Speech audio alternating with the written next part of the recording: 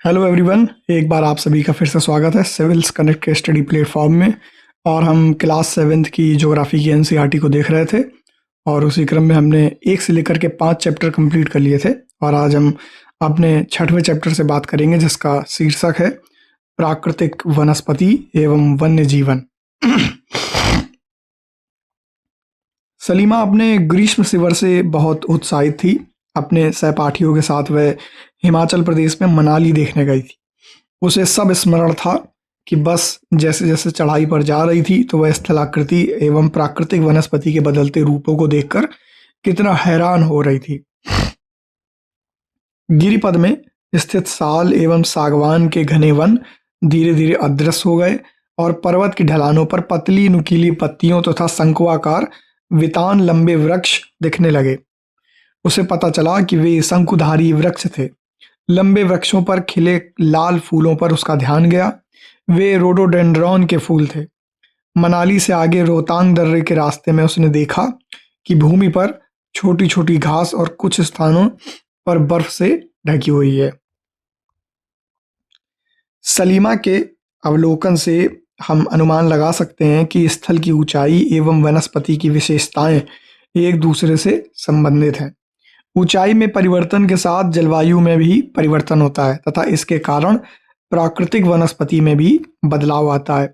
वनस्पति की वृद्धि तापमान एवं नमी पर निर्भर करती है। इसके अलावा यह ढाल एवं मिट्टी की परत की मोटाई जैसे कारकों पर भी निर्भर करती है। यानी वनस्पति की जो वृद्धि है उसके लिए तापमान जरूरी है और नमी जरूरी है। साथ ही साथ ढाल किस प्रकार का है और मिट्टी की जो परत है उसकी मोटाई कितनी है, यह भी एक कुछ ऐसे कारक हैं जिन पर वनस्पति की जो वृद्धि है वह निर्भर करती है। इन घटकों में अंतर के कारण किसी स्थान की जो प्राकृतिक वनस्पति है उसमें सघनता और उसके प्रकार में भी परिवर्तन होता है। आमतौर पर प्राकृतिक वनस्पति को निम्न 3 मुख्य श्रेणियों में वर्गीकृत किया गया है। पहले नंबर पे आता है वन, जो वृक्षों के लिए उपयुक्त तापमान और परिपूर्ण वर्षा वाले क्षेत्रों में उगते हैं। यानी कि इनका एक तय तापमान है और इनको तय वर्षा वाला क्षेत्र चाहिए जहां पर ये उगते हैं। इन कारकों के आधार पर सघन एवं खुले वन विकसित होते हैं।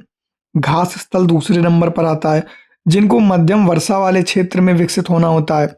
फिर कांटेदार झाड़ियां, कांटेदार झाड़ या झाड़ियां केवल शुष्क क्षेत्रों में पैदा होते हैं। सलीमा हिमालय की यात्रा का अपना यह अनुभव अपने पिता को बता रही थी। उसके पिता विश्व के विभिन्न स्थानों पर जा चुके थे। उन्होंने सलीमा को विभिन्न द्वीपों के विभिन्न भागों में पाई जाने वाली विविध प्रकार की वनस्पतियों के बारे में बताया। उन्होंने उपध्रुवीय प्रदेशों में शंकुधारी वन, रेगिस्तानों में कांटेदार झाड़ियों, आर्द्र प्रदेशों में घने उष्णकटिबंधीय दृढ़ काष्ठ वनों के बारे में कई अन्य जानकारियां दी। सलीमा समझ गई कि हिमालय के क्षेत्रों में लगभग सभी प्रकार की वनस्पतियां पाई जाती हैं जो भूमध्य रेखा से ध्रुव की ओर जाने पर मिलती हैं।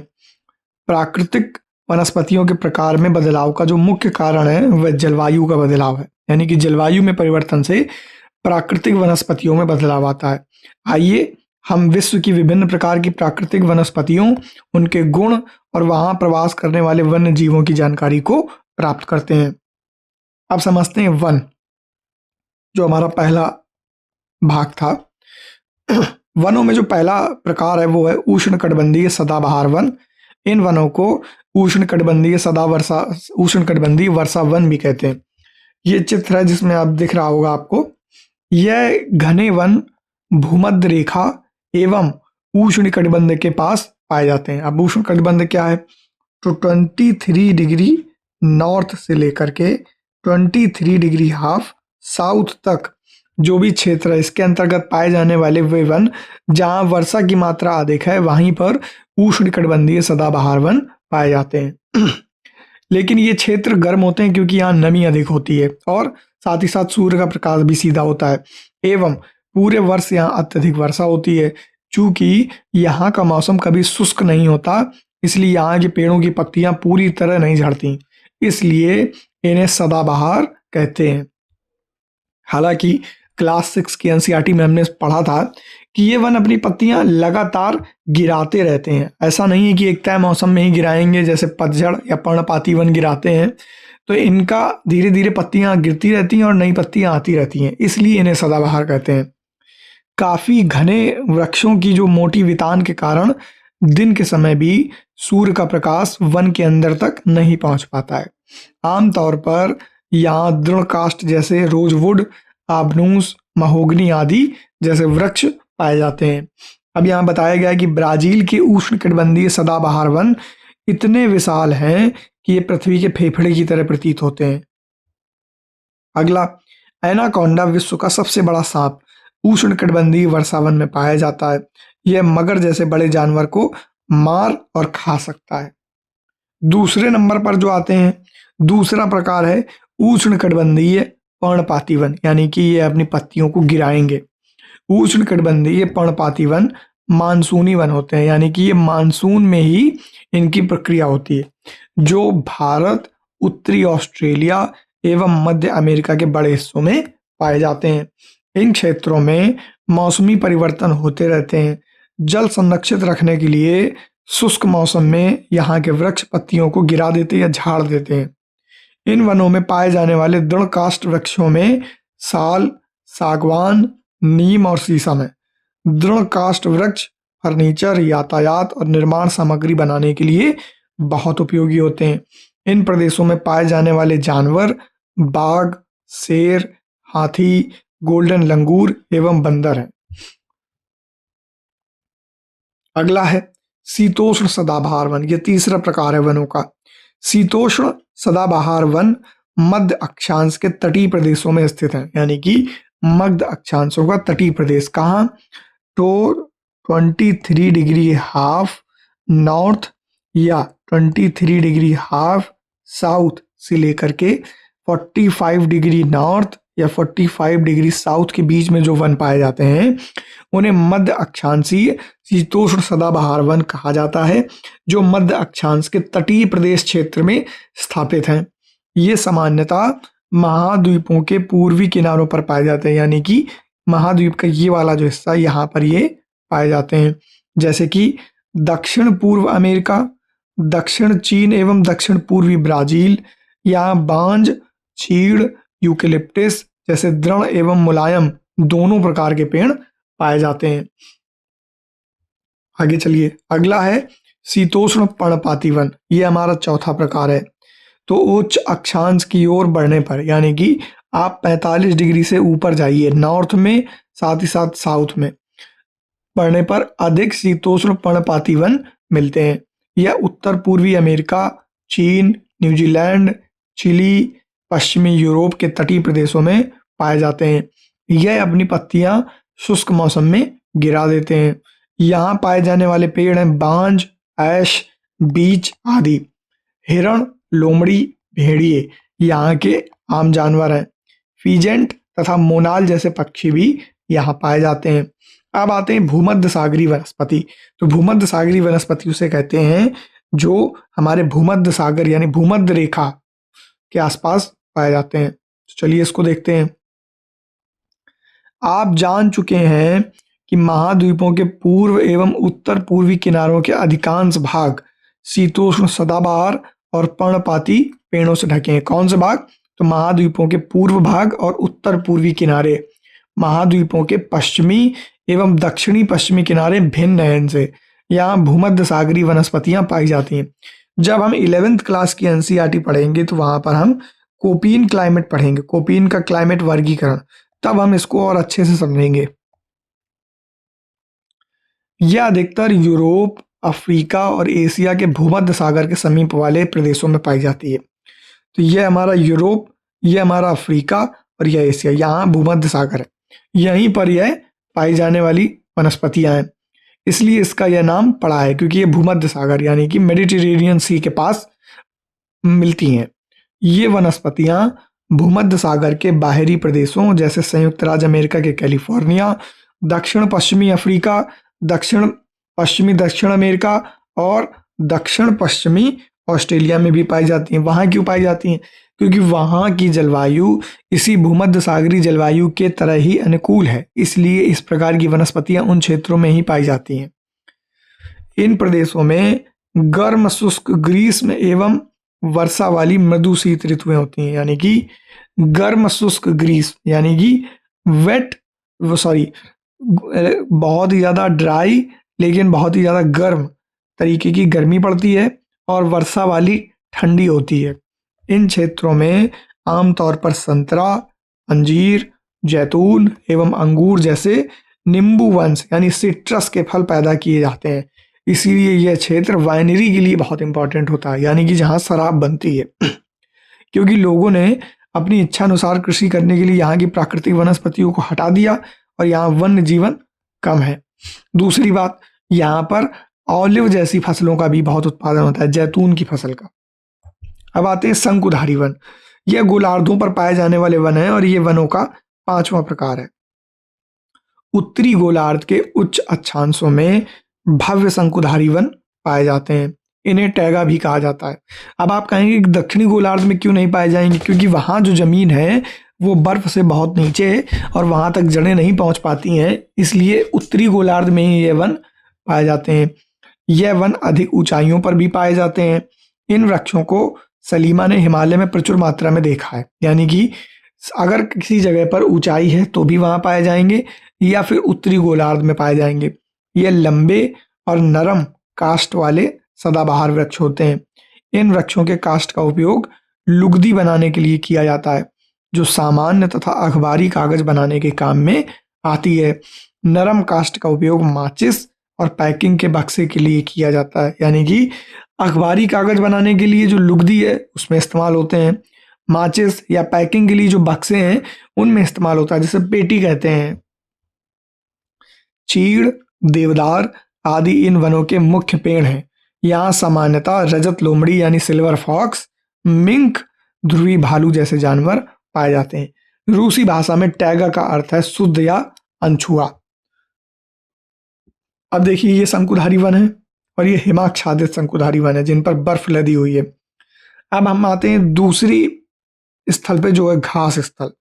घास स्थल में पहला है उष्णकटिबंधीय घास स्थल, जो पहला प्रकार है। यह वन भूमध्य रेखा के किसी भी तरफ उग जाते हैं, यानी कि भूमध्य रेखा अगर 0 डिग्री पर है तो इसके 10 डिग्री नॉर्थ में या इसके 10 डिग्री साउथ में किसी भी तरफ उग जाते हैं और भूमध्य रेखा के दोनों ओर से उष्णकटिबंध क्षेत्रों तक फैले हैं यानी कि इनका विस्तार 23.5 डिग्री नॉर्थ 23.5 डिग्री साउथ तक लगभग है। यहाँ वनस्पति निम्न से मध्य वर्षा वाले क्षेत्रों में पैदा होती है। यह घास काफी ऊंची, लगभग 3 से 4 मीटर तक की ऊंचाई तक बढ़ सकती है। अफ्रीका का जो सवाना घास स्थल है इसी प्रकार का है, जो कि सहारा डेजर्ट के जस्ट ऊपर पड़ता है। सामान्य रूप से उष्णकटिबंधीय घास स्थल में हाथी, जेब्रा, जिराफ, हिरण, तेंदुआ आदि जानवर पाए जाते हैं। अब आते हैं दूसरे प्रकार पर जो है शीतोष्ण घास स्थल। यह मध्य अक्षांशी यानी 45 डिग्री के क्षेत्र की बात हो रहा है, नॉर्थ और साउथ में। मध्य अक्षांशी क्षेत्रों और महाद्वीपों के भीतरी भागों में पाए जाते हैं, यानी कि अंदर के भाग, न इधर न इस किनारे पर। यहाँ की घास आमतौर पर छोटी एवं पौष्टिक होती है, यानी जानवरों के लिए बहुत अच्छी होती है या फसल उगाने के लिए बहुत अच्छी होती है। शीतोष्ण प्रदेशों में सामान्यतः जंगली भैंस, बाइसन, एंटीलोप पाए जाते हैं। फिर तीसरे नंबर पर जो प्रकार है वो है कटीली झाड़ियाँ। शुष्क रेगिस्तान जैसे प्रदेशों में पाई जाती हैं। ये उष्णकटिबंधीय रेगिस्तान महाद्वीपों के पश्चिमी किनारों पर पाए जाते हैं, यानी कि उष्णकटिबंधीय जो रेगिस्तान है वो महाद्वीपों के पश्चिमी किनारे पर पाए जाते हैं। यहाँ क्यों पाए जाते हैं? क्योंकि यह एक पवन के चलते ऐसा होता है। उसे हम आगे 11th क्लास की एनसीईआरटी में और डिटेल में पढ़ेंगे। तीव्र गर्मी और बहुत कम वर्षा के कारण यहाँ की वनस्पतियों में कमी रहती है। वह विश्व के जो मानचित्र पर रेगिस्तानी प्रदेश को आपको चिन्हित करना है। क्या आप भारत के बड़े रेगिस्तान का नाम बता सकते हैं, जिसका नाम है थार? रेगिस्तान के कुछ जानवरों के नाम बताइए जिन्हें आप पहले से जान चुके हैं। यदि आप ध्रुवीय प्रदेश में जाएंगे तो वह स्थान आपको अत्यधिक ठंडा मिलेगा। यह बहुत ही सीमित प्राकृतिक वनस्पति मिलती है यहाँ पर। यहाँ केवल काई, लाइकेन और छोटी झाड़ियां पाई जाती हैं। यह अल्पकालिक ग्रीष्म ऋतु के दौरान विकसित होती हैं। इसे टुंड्रा प्रकार की वनस्पति कहा जाता है।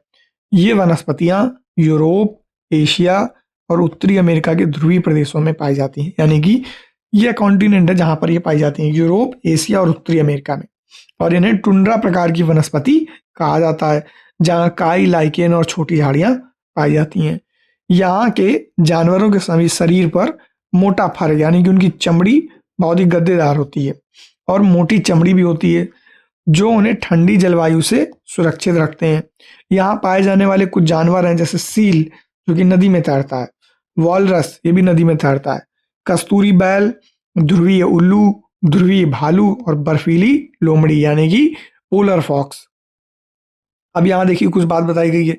विभिन्न प्रदेशों में घास स्थलों के विभिन्न नाम हैं, जैसे कि पूर्वी अफ्रीका में उष्णकटिबंधीय घास स्थल को सवाना कहते हैं, ब्राजील में कंपोस, वेनेजुएला में लानोस।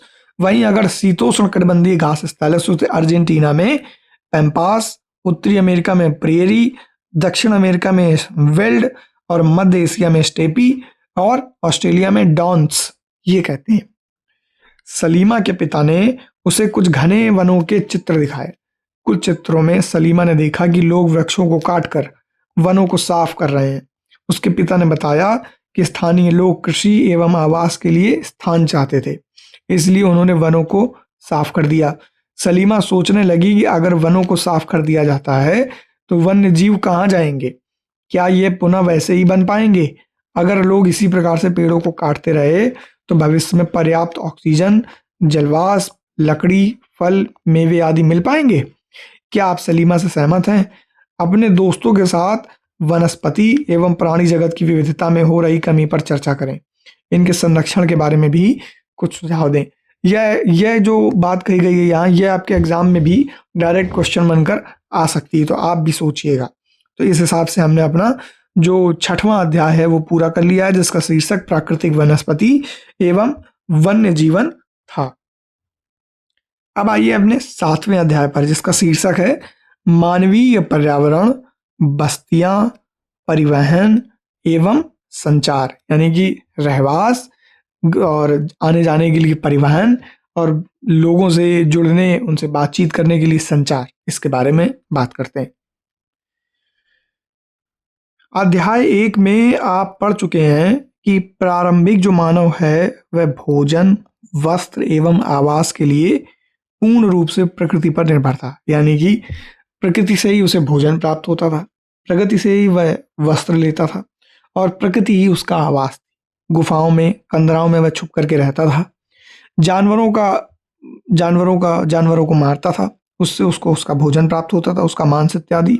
साथ ही साथ जानवरों के शरीर की जो चमड़ी है या जो त्वचा है वही उसका वस्त्र होता था। लेकिन समय के साथ उसने नए कौशल विकसित करके खाद्य पदार्थों का उत्पादन, घर बनाने, यातायात एवं संचार के बेहतर साधनों का विकास किया। यानी मनुष्य ने धीरे धीरे जैसे प्रगति की, यह जो प्रारंभिक मानव है, यह ऑस्ट्रेलोपिथेकस, निएंडरथल, इन मानव की बात हो रही है। होमो इरेक्टस इसी में आ जाता है, इनकी बात हो रही है। लेकिन जो मानव जिसने विकास किया, खाद्य पदार्थों का उत्पादन किया, घर बनाए, यातायात एवं संचार जैसे साधनों का विकास किया, वह मानव कौन सा था? वह मानव था होमो सेपियंस। इस प्रकार उसने अपने आवास के वातावरण को अपने अनुकूल बनाया। वे स्थान जहां भवन अथवा बस्तियां विकसित होती हैं उसे बसाव स्थान कहते हैं। आदर्श बसाव स्थान के चयन के लिए प्राकृतिक दशाएं हैं, जैसे कि अनुकूल जलवायु, वहाँ की जल की उपलब्धता होनी चाहिए, वहाँ पर उपयुक्त भूमि होनी चाहिए और उपजाऊ मिट्टी हो ताकि वह खेती कर सके। उपयुक्त भूमि पर वह अपना घर बना सके। जल जीवन का आधार है, जल मिल सके। अनुकूल जलवायु नहीं होगी तो उसके रहने में उसको दिक्कत आएगी, बार बार वह बीमार पड़ेगा, उसकी शारीरिक स्थिति खराब होगी या अन्य प्रकार की समस्याएं उसे उठानी पड़ेंगी। अब बस्तियों के बारे में जानते हैं। बस्तियां वे स्थान हैं जहां लोग अपने लिए घर बनाते हैं। अंग्रेजी में आप बस्तियों को एनवायरमेंटल लैंग्वेज में हैबिटेट या आवास भी कह सकते हैं। प्रारंभिक मनुष्य वृक्षों और गुफाओं में निवास करते थे। जब उन्हें फसलें उगाना आरंभ किया उन्होंने, तो उनके लिए एक जगह स्थायी घर बनाना आवश्यक हो गया। जब वे फसल उगाने लगे तो जानवरों से फसल की रक्षा के लिए उन्होंने अपना एक स्थायी आवास उस फसल के बगल में ही बना लिया। बस्तियों का विकास नदी घाटियों के निकट हुआ है, क्योंकि वहां पर अनुकूल जलवायु, जल की उपलब्धता, उपयुक्त भूमि और उपजाऊ मिट्टी, यह चारों प्राकृतिक दशाएं वहां पर सुलभ और उपस्थित होती हैं, क्योंकि वहां पर्याप्त मात्रा में जल उपलब्ध और भूमि उपजाऊ थी। व्यापार, वाणिज्य एवं विनिर्माण यानी कि मैन्युफैक्चरिंग के विकास के साथ ही मानव बस्तियां बड़ी होती गईं। नदी घाटी के निकट बस्ती पर अपने लगी एवं सभ्यताओं का विकास हुआ। जैसे आपने कई सभ्यताओं का नाम सुना होगा अपने बड़ों से, नील नदी की सभ्यता, सिंधु घाटी की सभ्यता, चीन की सभ्यता, साथ ही साथ सुमेरियाई सभ्यता, मिस्र की सभ्यता। क्या आपको सिंधु, टिग्रिस, नील, हवांग नदियों के किनारे विकसित हुई सभ्यताओं के नाम याद हैं? बस्तियां स्थायी एवं अस्थायी हो सकती हैं।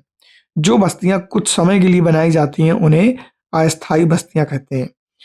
घने जंगलों, गर्म एवं ठंडे रेगिस्तानों तथा पर्वतों के निवासी अक्सर अस्थायी बस्तियों में रहते हैं। वे आखेट, संग्रहण, स्थानांतरी कृषि एवं ऋतु प्रवास करते हैं। या झूम कृषि, जिसमें आपने कुछ भाग जिसमें वन काटे और वहां पर उस क्षेत्र को जला करके वहां पर एक उपजाऊ जमीन तैयार की, और जब तक उस जमीन में उपजाऊपन है तब तक आपने वहां खेती की और वहां आप रहे, तो वह आपका अस्थायी निवास है, जैसे ही आपने वहां से पलायन किया। लेकिन कुछ ऐसी भी बस्तियां हैं जो स्थायी हैं। यद्यपि अधिकांश बस्तियां आज स्थायी बस्तियां हैं। इन बस्तियों में लोग रहने के लिए घर बनाते हैं। मैरी का जन्मदिन था। केक काटने के लिए वह अपने मित्रों के साथ गुरप्रीत की प्रतीक्षा कर रही थी। आखिरकार थकी, खांसती और हांफती हुई गुरप्रीत पहुंची। उसने बताया कि अत्यधिक यातायात जाम था। मैरी की मां मिसेस थॉमस ने गुरप्रीत की पीठ थपथपाकर गहरी सांस भरी। ओह, हमारे शहर में बहुत प्रदूषण है। प्रसाद हाल ही में गांव से आया था। उसने पूछा, शहरों में इतना प्रदूषण और यातायात जाम क्यों होता है?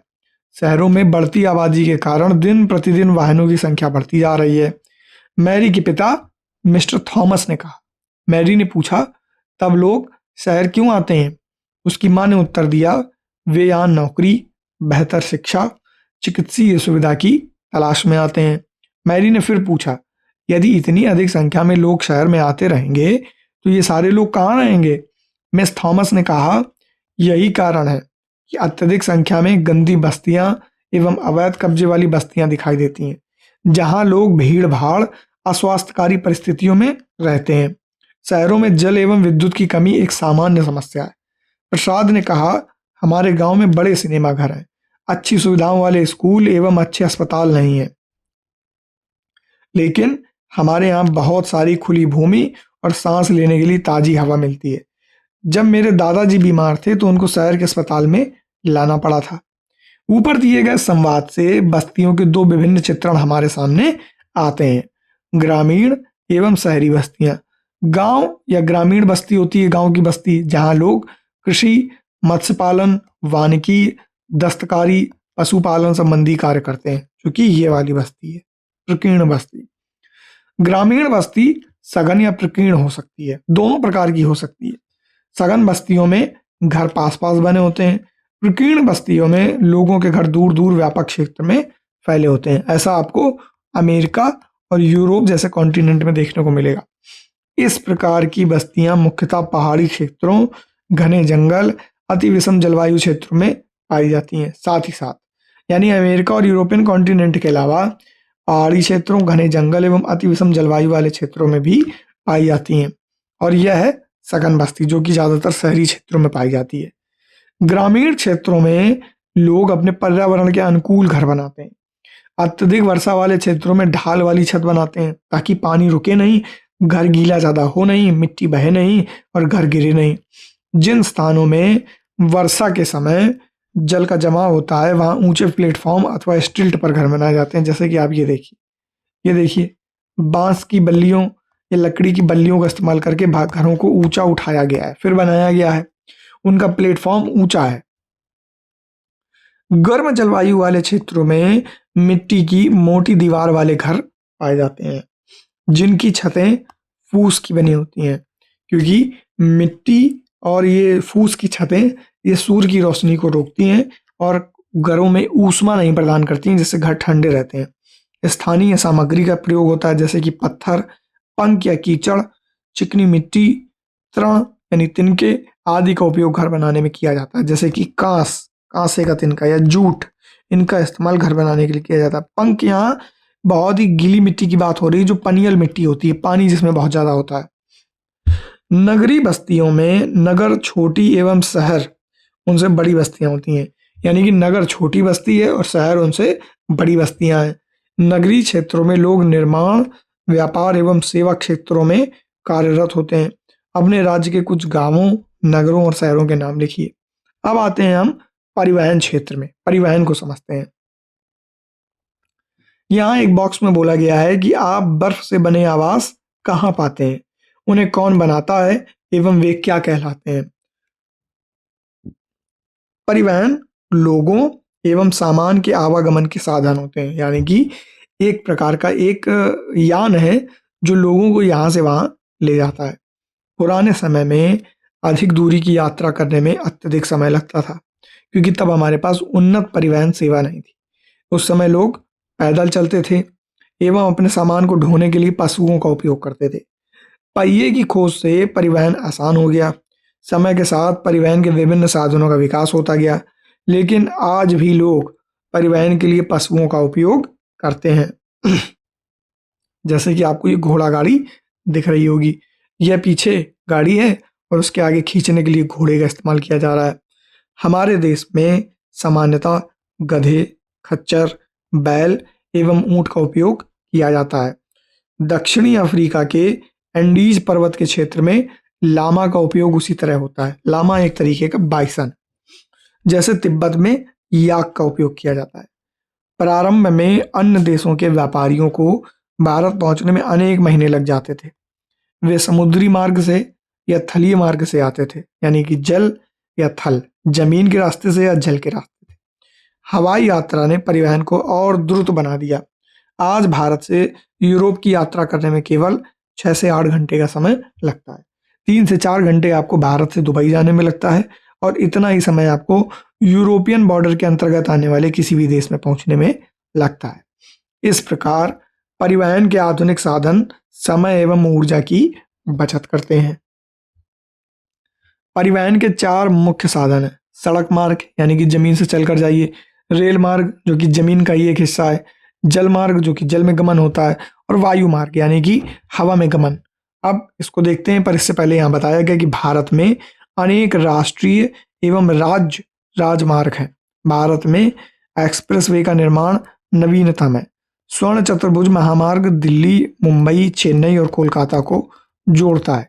साथ ही साथ जो राज्य मार्ग हैं वह राज्य के अंतर्गत आने वाले मार्ग हैं। राष्ट्रीय राजमार्ग वो हैं जिनमें एक नहीं कई अन्य राज्य आते हैं और उनका सम्मिलित होकर के उस क्षेत्रों से वह सड़क निकलती है। अब आते हैं सड़क मार्ग। कम दूरी यातायात के सबसे अधिक उपयोग किए जाने वाले मार्ग सड़क है, यानी कि जब आपको बहुत कम दूरी, यानी कि आपको ज़्यादा दूर नहीं जाना है, तब ज़्यादातर सड़क मार्ग का उपयोग किया जाता है। सड़कें पक्की एवं कच्ची दोनों प्रकार की हो सकती हैं, जैसे कि यह कच्ची सड़क दिख रही है आपको, जिसमें यह व्यक्ति आ रहा है। यह एक पक्की सड़क है जो कि असफॉल्ट की बनी हुई सड़क है। मैदानी क्षेत्रों में सड़कों का घना जाल बिछा हुआ है, क्योंकि वहां पर इनको बनाना आसान है। मरुस्थलों, वनों, ऊंचे पर्वत जैसे स्थानों पर भी सड़कें बनी हुई हैं। उन दुर्गम क्षेत्रों में भी सड़कें बनी हुई हैं जहां पर सड़क बनाना थोड़ा दुष्कर और कठिन कार्य है। हिमालय पर्वत पर मनाली लेह राजमार्ग विश्व के सबसे ऊंचे सड़क मार्गों में से एक है। यदि अभी वह बदल गया है तो आप इसको अपडेट कर लीजिएगा, क्योंकि ये एनसीईआरटी 2019-20 की है, क्योंकि इसमें सारे चैप्टर हैं, इसलिए मैंने ये वाली एनसीईआरटी सेलेक्ट की है। इससे पहले आपने जब 4th और 5th चैप्टर पढ़ा होगा तो उसमें आपको दिख रहा होगा कि 2024-25 की एनसीईआरटी या 2023-24 की एनसीईआरटी दिख रही है। तो वो इसलिए क्योंकि उसमें चैप्टर कम है, कुछ चैप्टर को हटा दिया गया है। लेकिन मेरा ये काम था कि मैं आपको पूरी जानकारी दूं, इसलिए मैंने सारे चैप्टर को सम्मिलित किया है इस सीरीज में, इसलिए मैंने ये एनसीईआरटी सेलेक्ट की है। जो चैप्टर उसमें क्लियर दिखते हैं उनको मैं वहां से ले लेता हूँ, रिमेनिंग चैप्टर इसी एनसीईआरटी से कवर कर देता हूँ मैं। भूमिगत सड़कों को भूमिगत मार्ग या सबवे कहते हैं। फ्लाईओवर उत्थित संरचनाओं के ऊपर बनाए जाते हैं। अब सबवे क्या है इसको समझ लेते हैं। कई बार आपने देखा होगा आधुनिक समय में जब रेल की पटरी किसी क्षेत्र से निकलती होती है, लेकिन उस क्षेत्र से लोगों को गमन भी करना है, तो यहाँ छोटे छोटे हिस्सों में जमीन को काट करके इस तरीके से सड़क बना दी जाती है इसके लंबवत, जिससे आप गमन कर सकते हैं। ये सबवे है, यानी कि जो रोड के नीचे जमीन को काट कर बनाया जाता है उसे सबवे कहते हैं। दूसरा फ्लाईओवर क्या है? फ्लाईओवर ये है कि मान लीजिए कि नीचे का क्षेत्र ऐसा है जहाँ पर यातायात सुगम नहीं है या कोई अन्य कारक है जो उस चीज़ के लिए जिम्मेदार है, तो उस समय पर थोड़ा सा ऊपर पिलर्स की सहायता से रोड को उठा दिया जाता है और एक पुलनुमा बना दिया जाता है। इसे कहते हैं फ्लाईओवर। इस तरीके से तो ये फ्लाईओवर है जो कि एक उत्थित संरचना यानी उठी हुई संरचना है। अब आते हैं रेल मार्ग। तो कहा जा रहा है कि जाइनिंग से लहासा के बीच चलने वाली रेलगाड़ी समुद्र तल से 4000 मीटर यानी 4 किलोमीटर की ऊपर की ऊंचाई पर चलती है, जिसका सबसे ऊंचा बिंदु समुद्र तल से 5072 मीटर है। ये देखिए आपको दिख रहा होगा। आगे रेल मार्ग जो कि हमारे परिवहन का दूसरा मार्ग है। रेल मार्ग के द्वारा तीव्रता से एवं कम खर्च में लोगों का आवागमन भारी सामान को ढोने का कार्य होता है, यानी कि हम कम खर्च में बहुत सारे लोगों को और बहुत अधिक मात्रा में सामान को एक साथ ढो सकते हैं। वास्प के इंजन की खोज जिसने जेम्स वॉट ने की एवं औद्योगिक क्रांति ने रेल परिवहन के तीव्र विकास में सहायता प्रदान की। जिस जैसे भारत में ही पहली रेल 1853 में मुंबई से थाने के बीच चली थी, जब भारत एक गुलाम देश था। डीजल एवं विद्युत इंजनों ने व्यापक रूप से वास्प के इंजनों का स्थान ले लिया। सुपरफास्ट रेलगाड़ियों से परिवहन की गति और तीव्र हो गई, यानी कि पहले भाप के इंजन चलते थे, बाद में डीजल और विद्युत के इंजनों ने व्यापक रूप लिया। साथ ही साथ फिर इनकी क्षमता बढ़ाई गई और इन्हें सुपरफास्ट रेलगाड़ियों में तब्दील कर दिया गया। मैदानी भागों में रेल मार्गों का जाल व्यापक रूप से फैला है। उन्नत प्रौद्योगिकी और कौशल से दुर्गम पहाड़ी क्षेत्रों में भी रेल मार्ग बनाना संभव हो गया है, लेकिन इनकी संख्या भी काफी कम है। भारतीय रेल मार्गों का जाल भलीभांति विकसित है। यह एशिया में सबसे बड़ा है। क्या आप जानते हैं कि ट्रांस साइबेरियन रेल मार्ग जो कि यहाँ से चालू होता है सेंट पीटर्सबर्ग से और ऐसे जाते जाते व्लादिवोस्तोक तक जाता है, यह विश्व में सबसे लंबा रेल मार्ग है, जो पश्चिमी रूस में सेंट पीटर्सबर्ग से प्रशांत महासागरीय तट पर स्थित व्लादिवोस्तोक तक जाता है और ये शायद इसकी लंबाई 7500 किलोमीटर है। कितनी? 7500 किलोमीटर है। अब आते हैं हम अपने दूसरे यातायात मार्ग पर जो है जल मार्ग। आप पहले पढ़ चुके हैं कि प्रारंभिक समय में परिवहन के लिए जल मार्ग का उपयोग किया जाता था, यानी लकड़ी के जहाज, लकड़ी की नाव बना करके हम जल में परिवहन करते थे। अधिक दूरी में भारी एवं बड़े आकार वाले सामानों को ढोने के लिए जल मार्ग सबसे सस्ता साधन है। यह मुख्यतः दो प्रकार के होते हैं, अंतर्देशीय एवं समुद्री मार्ग। अंतर्देशीय जल मार्ग उसे कहते हैं, मान लीजिए कि ये हमारा देश है और इसमें आपको अलग अलग नदियों, अलग अलग क्षेत्रों, झीलों से आपको यातायात करना है, तो ये अंतर्देशीय, देश के अंदर। और समुद्री मार्ग देश के बाहर जो समुद्र फैला है वहां पर अलग अलग देशों में जो जल मार्ग है उसे आप समुद्री जल मार्ग कहेंगे। क्या कहेंगे? समुद्री जल मार्ग कहेंगे। नाव्य नदियों यानी कि नेविगेशन युक्त जो नदियां हैं एवं जो नेविगेटेड लीक हैं यानी नौगम्य जो झीलें हैं, उनका उपयोग अंतर्देशीय जलमार्ग के लिए होता है। कुछ महत्वपूर्ण अंतर्देशीय जलमार्ग जैसे गंगा ब्रह्मपुत्र नदी तंत्र, उत्तरी अमेरिका में ग्रेट लेक, अफ्रीका में नील नदी। समुद्री एवं महासागरीय मार्गों का उपयोग सामान्यतः व्यापारिक माल और सामान को एक दूसरे से देश में पहुंचाने के लिए किया जाता है, यानी कि आप समुद्री और महासागरीय मार्गों का उपयोग सामान्यतः जो व्यापारिक माल है और कोई सामान है उसको एक देश से दूसरे देश या एक कॉन्टिनेंट, एक महाद्वीप से दूसरे महाद्वीप में भेजना है तो आप इस्तेमाल करते हैं। वहीं अंतर्देशीय जो जलमार्ग है जैसे गंगा ब्रह्मपुत्र नदी तंत्र जो भारत में है, उत्तरी अमेरिका में ग्रेट लेक रीजन जिसमें सुपीरियर, ह्यूरॉन, ईरी, इस तरीके की जो लेक्स हैं उनके अंतर्गत होने वाला जो अंतर्देशीय जलमार्ग है। अफ्रीका में नील नदी के अंतर्गत होने वाला जो अंतर्देशीय जलमार्ग है, इसमें चुनिंदा देशों के अंतर्गत ही जो देश के अंदर ही आपको जिन भागों में माल पहुंचाना है उसके लिए होता है। यह मार्ग जो समुद्री महासागरीय मार्ग हैं, ये बड़े पत्तनों से जुड़े होते हैं। विश्व के कुछ महत्वपूर्ण पत्तन हैं। एशिया में सिंगापुर एवं मुंबई, उत्तरी अमेरिका में न्यूयॉर्क एवं लॉस एंजलिस, दक्षिणी अमेरिका में रियो डी जेनेरियो, अफ्रीका में डरबन एवं केप टाउन जो कि दक्षिण अफ्रीका में है, ऑस्ट्रेलिया में सिडनी, यूरोप में लंदन। यह कुछ महत्वपूर्ण विश्व के पत्तन हैं। क्या आप विश्व के कुछ और पत्तनों के भी नाम बता सकते हैं? तो अगर बताइए, अगर आपके पास हैं तो। अब आते हैं वायु मार्ग पे, जो तीसरा हमारा परिवहन का साधन है। 20वीं सदी के आरंभ में विकसित यह परिवहन का सबसे तीव्र मार्ग है। विल्वर एवं ओलिवर राइट ब्रदर्स ने वायुयान का आविष्कार किया था। ईंधन की लागत अधिक होने के कारण यह सर्वाधिक महंगा साधन है। चूंकि बहुत अधिक ऊर्जा लगती है हवा में किसी चीज को चलाने के लिए, उसके इंजन की बनावट अलग होती है, उसका जो तेल है, जो ईंधन है, वह भी भिन्न प्रकार का है, इसलिए यह बहुत ही महंगा साधन है।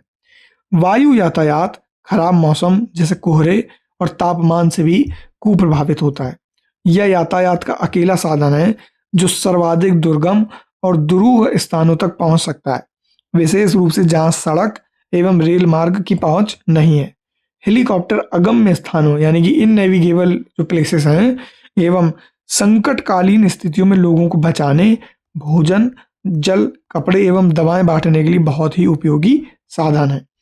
जैसे आपने देखा होगा कि जब किसी तरीके की कोई घटना घटती है, प्राकृतिक बाढ़ आ गई या आग लग गई किसी क्षेत्र में, तब हेलीकॉप्टर का इस्तेमाल बहुत होता है लोगों को रेस्क्यू करने के लिए। कुछ महत्वपूर्ण हवाई पत्तन है जैसे Delhi, Mumbai, New York, London, Paris, Frankfurt, Cairo यानी कि मिस्र देश में जो उसकी राजधानी है कायरो, उसकी बात हो रही है।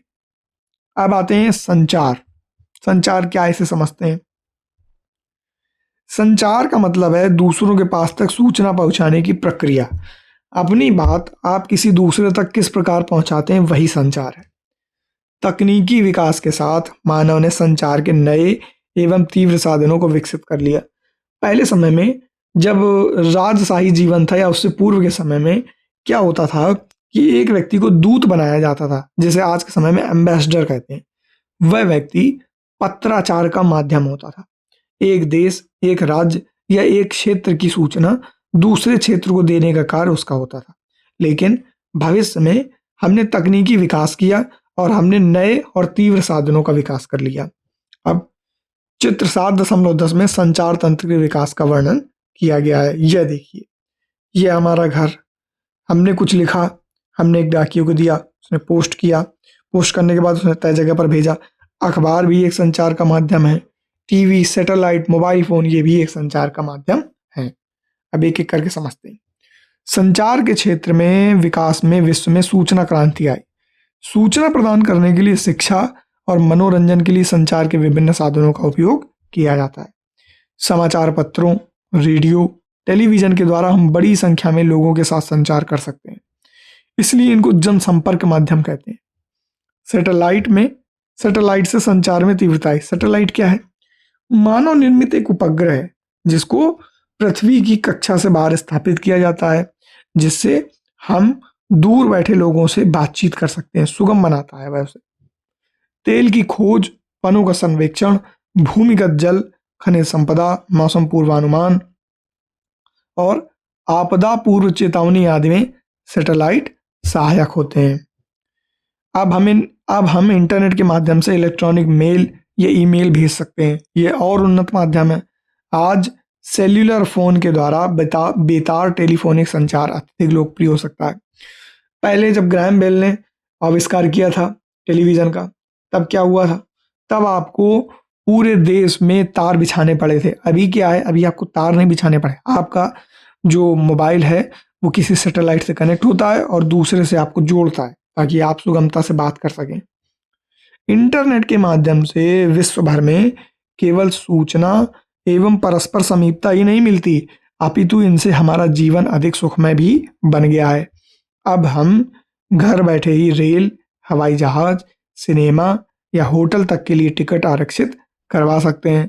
संपूर्ण विश्व में इस प्रकार लोगों एवं सेवाओं तथा संस्थाओं के बीच तीव्र गति से आपसी संपर्क संभव होने के कारण आज हम एक वृहद विश्व समाज के रूप में विकसित हो रहे हैं, यानी कि हम ग्लोबल हो गए हैं। तो ये बात बताई गई है।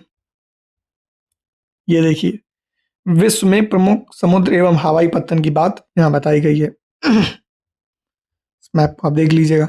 इसी के साथ हमने अपना जो 7वां अध्याय है वह भी समाप्त कर लिया, जिसका शीर्षक था बस्तियां, परिवहन एवं संचार। अब आते हैं हमारे 8वें अध्याय की ओर। 8वां अध्याय जिसका शीर्षक है मानव पर्यावरण। और यहाँ डैश लगा, यानी कि इनमें किसी प्रकार का संबंध है, यानी कि एक प्रकार की अन्योन्य क्रिया है इनके मध्य में। उष्णकटिबंधीय एवं उपोष्ण प्रदेश, यानी कि मानव पर्यावरण के मध्य में जो अन्योन्य क्रिया है वह उष्णकटिबंधीय और उपोष्ण प्रदेश के अंतर्गत की बात कर रही। रेणुका बहुत उत्साहित थी। उसके चाचा श्रीकांत लगभग 4 महीने के बाद आज घर में थे। वह एक वन्य जीव फोटोग्राफर थे तथा बहुत यात्रा करते थे। बहुत छोटी उम्र से ही रेणुका की रुचि वन्य जीव एवं वनों में थी। जब उसके चाचा ने प्रकृति संबंधी पुस्तकों से उसका परिचय कराया, दूरस्थ भूस्थल एवं वहां रहने वाले लोगों की तस्वीरें उसे हमेशा आकर्षित करती थीं। रेणुका, इन तस्वीरों में तुम विश्व के विभिन्न भागों के लोगों को देख सकती हो। यह इसकी बात हो रही है, इस तस्वीर की। इनमें कुछ शुष्क रेगिस्तान से हैं, कुछ बर्फीले प्रदेशों से और कुछ गर्म नम वर्षा वनों से। वे मुझे कितना अलग दिखते हैं, रेणुका ने कहा। वे देखने में भले ही अलग हों, लेकिन उनके भोजन, कपड़ा, मकान जैसी जीवन की मूल आवश्यकताएं हमारे समान ही हैं। श्रीकांत चाचा ने कहा, उनके बच्चे भी शायद तुम्हारी तरह खेलते हैं, कभी झगड़ते हैं, फिर समझौता कर लेते हैं, गाते हैं, नाचते हैं एवं घरेलू कार्यों में अपने परिवार की मदद करते हैं। वे प्रकृति के करीब रहते हैं एवं जीवन की शुरुआत में ही प्रकृति की देखभाल करना सीख जाते हैं। वे मछली पकड़ना, वनों से सामग्री एकत्रित करना सीख जाते हैं। अध्याय 8, 9 एवं 10 में आप विश्व के विभिन्न प्राकृतिक प्रदेशों निवासियों के जीवन के बारे में सीखेंगे। जब स्पेन के अन्वेषकों ने इस नदी की खोज की, तब सिर पर सुरक्षा कवच एवं घास के स्कर्ट पहने कुछ स्थानीय आदिवासियों ने उन पर आक्रमण किया। इन आक्रमणकारियों ने उन्हें प्राचीन रोमन साम्राज्य के अमेजोन्स नामक महिला योद्धाओं के आक्रामक समूह की याद दिला दी और इस प्रकार यहाँ का नाम अमेजन पड़ गया। और यहीं से हमारी पहली हेडिंग चालू होती है। कहाँ? अमेजन बेसिन में जीवन। अमेजन बेसिन यह क्षेत्र है जो कि मुख्यतः ब्राजील, इक्वाडोर, पेरू ऐसे देशों पर, कोलंबिया, वेनेजुएला इन देशों पर है। अमेजन बेसिन के विषय में, अब बेसिन क्या है? नदी और नदी के आसपास का घिरा हुआ वह क्षेत्र जहां लोग निवास करते हैं, जहां जीवन है और जहां पर जलवायु है, जहां पर विविधता है जैव, उसे बेसिन कहते हैं। अमेजन बेसिन के विभिन्न बेसिन के विषय में जानने से पहले हम मानचित्र देखें, जो मैंने आपको पहले ही दिखा दिया। ध्यान दें कि उष्णकटिबंधीय प्रदेश कर्क रेखा और मकर रेखा के मध्य स्थित है। यह कर्क रेखा और मकर रेखा के मध्य स्थित है, देख लीजिए आप। मकर रेखा 23 degree half south, 23 degree north कर्क रेखा इसके मध्य ही स्थित है। भूमध्य रेखा के 10 डिग्री उत्तर से 10 डिग्री दक्षिण के मध्य के भाग को भूमध्य रेखी प्रदेश कहते हैं। वह प्रदेश जो 0 डिग्री से ऊपर 10 डिग्री उत्तर में और 10 डिग्री दक्षिण में फैला हुआ है, उसे भूमध्य रेखी प्रदेश कहते हैं। अमेजन नदी इसी प्रदेश से होकर बहती है। कहाँ? तो ये साउथ अमेरिकन कॉन्टिनेंट यानी कि साउथ अमेरिका महाद्वीप की बात हो रही है। ध्यान दें कि यह पश्चिम में पर्वतों से निकलकर पूर्व में अंध महासागर यानी कि अटलांटिक ओशन, यह जो हिस्सा अटलांटिक ओशन में पहुंचती है। जिस स्थान पर कोई नदी किसी अन्य जल राशि में मिलती है उसे नदी का मुहाना कहते हैं। यानी कि ये अटलांटिक ओशन है और ये यहाँ से मिल रही है इसमें, तो यही इसका मुहाना है। अमेजन नदी में बहुत सारी सहायक नदियां मिलकर अमेजन बेसिन का निर्माण करती हैं। यानी कि बहुत सारी नदियां जब मिलती हैं तब एक बेसिन का निर्माण होता है जिसे अमेजन नदी बेसिन कहते हैं। यह नदी बेसिन ब्राजील के भागों, पेरू के कुछ भागों, बोलीविया, इक्वाडोर, कोलंबिया, वेनेजुएला के छोटे भागों से अपवाहित होती है। क्या आप इस बेसिन में स्थित उन देशों के नाम बता सकते हैं जिनसे भूमध्य रेखा गुजरती है। तो यहाँ पर यह कह रहा है कि आपको उन क्षेत्रों के नाम बताने हैं जिनसे भूमध्य रेखा गुजरती है। अब आ जाइए सहायक नदियों के बारे में। तो यह छोटी नदियाँ होती हैं। कैसी? छोटी नदियाँ होती हैं जो मुख्य नदी से मिलती हैं, और मुख्य नदी अपनी सहायक नदियों के साथ जिस क्षेत्र के पानी को बहा कर ले जाती है वह उसका बेसिन और अथवा जल संग्रहण क्षेत्र कहा जाता है। अमेजन बेसिन विश्व का सबसे बड़ा नदी बेसिन है, यानी कि जिस क्षेत्र के पानी को बहा कर ले जाए वही उसका बेसिन, यानी कि जहां तक उसका विस्तार है, जहां तक पानी भरा है वही उसका बेसिन है। आगे देखिए जलवायु। जलवायु को समझते हैं, जलवायु क्या है। वहाँ की जलवायु, अमेजन नदी जो बेसिन है उसकी जलवायु की बात कर रहा है ये। जैसा कि आप सब जानते हैं, अमेजन बेसिन भूमध्य रेखा के आसपास फैला है और पूरे वर्ष यहाँ गर्म एवं नम जलवायु रहती है, क्योंकि यहाँ तापमान उच्च और आर्द्रता भी उच्च रहती है। यहाँ का मौसम दिन अब उच्च क्यों रहती है? क्योंकि सूर्य की किरणें भूमध्य रेखा पर सीधी पड़ती हैं और इसलिए ऊष्मा अधिक होती है, इसलिए वाष्पीकरण भी बहुत अधिक होगा, इसलिए नमी भी बहुत अधिक रहेगी और सूर्य की किरणें सीधी पड़ती हैं, इसलिए ऊष्मा भी अधिक रहेगी। यहाँ का मौसम दिन एवं रात दोनों ही समय लगभग समान रूप से गर्म एवं आर्द्र होता है। शरीर में चिपचिपाहट महसूस होती है। इस प्रदेश में लगभग प्रतिदिन वर्षा होती है और वह भी बिना किसी पूर्व चेतावनी के। दिन का तापमान उच्च रहता है एवं आर्द्रता भी अति उच्च होती है। रात के समय तापमान कम हो जाता है लेकिन आर्द्रता वैसी की वैसी ही रहती है। आगे देखिए वर्षावन। इन प्रदेशों में अत्यधिक वर्षा के कारण यहाँ की जो भूमि है वहाँ पर सघन वन उग जाते हैं और वन इतने सघन होते हैं कि पत्तियों तथा शाखाओं से छत सी बन जाती है, जिसको हम कैनोपी कहते हैं। क्या कहते हैं? कैनोपी या छप्पर, जिसके कारण सूर्य का प्रकाश धरातल तक नहीं पहुंच पाता है। यहाँ की भूमि प्रकाश रहित एवं नम बनी रहती है। यहाँ केवल वही वनस्पति पनप सकती है जिसमें छाया में बढ़ने की क्षमता हो, यानी कि जो बिना सूर्य के प्रकाश के भी बढ़ सकती हो। परजीवी पौधों के रूप में यहाँ ऑर्किड एवं ब्रोमेलियाइड पैदा होते हैं। ब्रोमेलियाइड एक विशेष प्रकार का पौधा है जो अपनी पत्तियों में जल को संचित रखता है। मेढक जैसे प्राणी इन जल के पॉकेट का उपयोग अंडा देने के लिए करते हैं, यानी कि टैडपोल और लार्वा यहीं पनपते हैं। वर्षावन में प्राणी जगत की भी प्रचुरता होती है, यानी कि इस वर्षावन, अमेजन नदी वर्षावन की बात हो रही है जो कि बेसिन है। टूकन, गुंजन पक्षी, रंगीन पक्षती वाले पक्षी एवं भोजन के लिए बड़ी चोंच वाले विभिन्न प्रकार के पक्षी जो भारत में पाए जाने वाले सामान्य पक्षियों से भिन्न होते हैं, यहाँ पाए जाते हैं। इनकी चोंच अगर इतनी पैनी है, नुकीली है, तो ये जाहिर सी बात है कि जो नमी युक्त जमीन है, जहाँ पर बहुत सारे कीड़े मकोड़े होते हैं, जहाँ पर बहुत सारी जंतु विशेषता है, उनको ये खाते हैं। प्राणियों में बंदर, स्लॉथ और चींटी खाने वाले टैपीर भी यहाँ पाए जाते हैं।